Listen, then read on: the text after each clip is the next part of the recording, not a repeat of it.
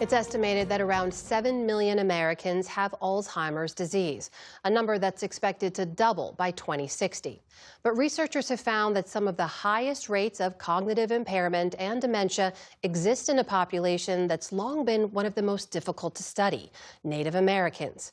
Stephanie Tsai recently traveled to Seattle to understand why. And so this is a full-size brain. Inside this laboratory at UW-Medicine in Seattle, scientists study brains hands-on, both healthy and diseased. And so in Alzheimer's disease, the brain atrophies, it starts to shrink. Dr. Dirk Keen leads the lab, where more than 4,000 human brains are preserved for science. So this person may have Alzheimer's disease, they may have Lewy body disease, they may have some tiny little strokes that we call microinfarcts, all contributing to their dementia. Alzheimer's disease is marked by abnormal protein deposits in the brain. This lab houses one of the nation's leading Alzheimer's projects. When you look at in the microscope, it's so cool, right? The goal, to analyze brain tissue in hopes of unlocking new treatments and cures for the disease that is the leading cause of dementia among older adults. The greatest gift you can give to science, I think, is your brain. It's really the gift that keeps on giving. The brain bank depends on brain donations, some of which have been stored and studied for more than 40 years. But there is a key gap. Among the thousands of brains in the repository, less than 5 have been donated from Native Americans. So the fact that we don't have very many Native American donor brains makes it a lot more difficult for us to understand what's happening before they die. Native Americans have some of the highest risk factors for developing Alzheimer's. A 2024 NIH study found that 54% of older American Indians now have some degree of cognitive impairment, a significantly higher rate compared to the general population. Cognitive impairment can be a precursor to dementia, including Alzheimer's disease. There are a number of things that can lead to memory impairment besides Alzheimer's disease that are also prevalent in those communities.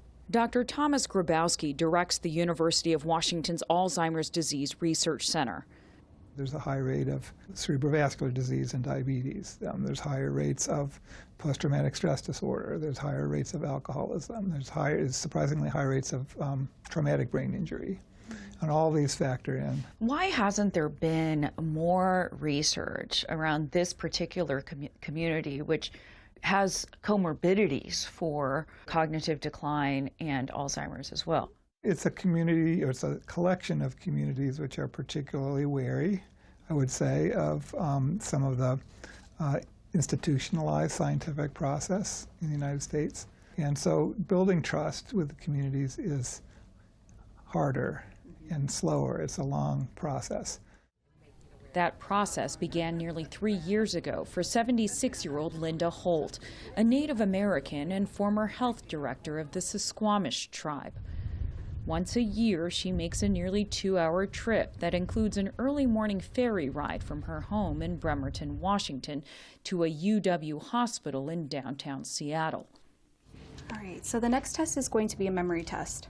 There, Holt is given a series of cognitive tests. And earlier I had read you a list of words. If you could tell me all of the words you remember from that list.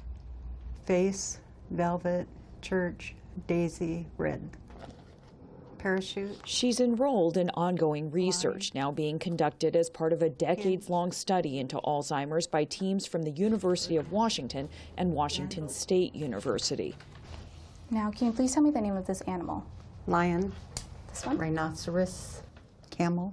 She signed up for the study despite her own reservations. Native Americans are very hesitant about volunteering for these types of things. And that comes historically from studies that were involuntarily done on Native American people. Across the country, 32,000 Americans participate in Alzheimer's research, but less than 250 participants identify as either American Indian or Alaskan Native. The Seattle program is actively trying to recruit Native Americans and already has nearly 40 participants, with the goal of enrolling 100 in the next few years. So by 2050, we're going to have 8 times the number of 85-year-olds. Okay. in tribal communities. And so Cole Alec is an assistant professor at Washington State University who grew up in North Dakota as part of the Turtle Mountain Chippewa tribe. How are you? Oh, you look great. Oh, that smile's worth it. He says the program uses fellow Native Americans to not only help recruit participants like Holt into the study, but to guide them throughout the research process. I would never do this by myself. If my mom or my siblings or my grandparents were ever to go to an appointment growing up, there was always someone with them. It's kind of, I think, a bonding that is done between natives. It's like, oh, where are you from? You know, what's it like on the reservation where you grew up? And sharing that kind of information and getting to know that person has a big impact. So it seems like your memory's doing pretty well. While Holt isn't showing any signs of dementia or cognitive impairment, she says she's become an advocate for this research within her community. How this disease impacts families just really interested me. As far as coming up with ways to prevent it, ways to help stop it once it develops, ways to cure it. Face, velvet, church, daisy, red. 67-year-old Eric Perot also signed up for the study.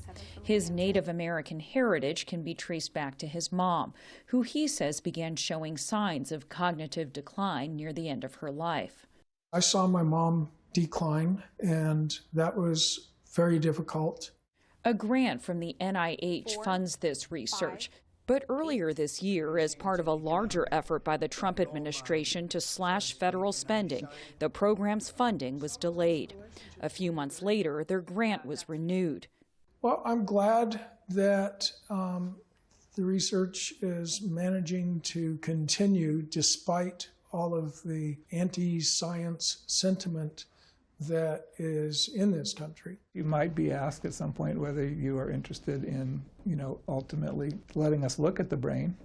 While steady progress is being made, several hurdles still remain, especially when it comes to brain donation. I have cultural issues with that. When you leave this world, you have to have your whole body to go. Yes.